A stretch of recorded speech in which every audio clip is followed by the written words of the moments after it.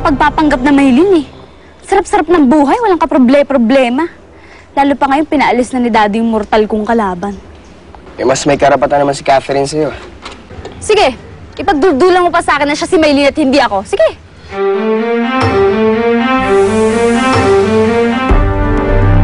Maylin?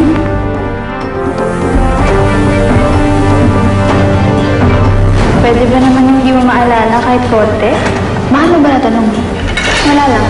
Pwede ba magpaalam kay Sir Ferdinand? Ano, magpapakita ka sa kanyang umiiyak ha? Tsaka alam niya naman na nandito ka eh. Hindi niya lang talaga matiis na makita yung pagmumukha mo. Malis ka na. Lasan mo ah.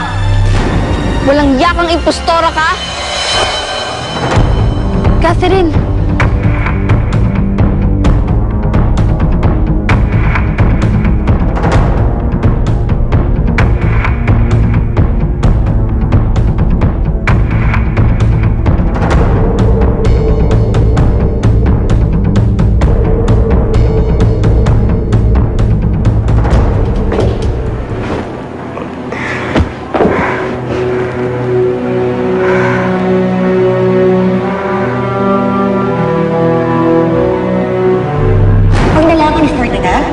Ang mga ginagawa natin, katarad-taduhan, hindi na talaga kayong dalawa magkakatuluyan.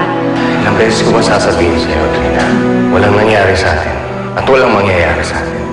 Nakukonsensya na nga lang si Ferdinand eh. Kaya hindi ka niya maiwan. Pero alam mo yung totoo? Ayaw na niya sa'yo.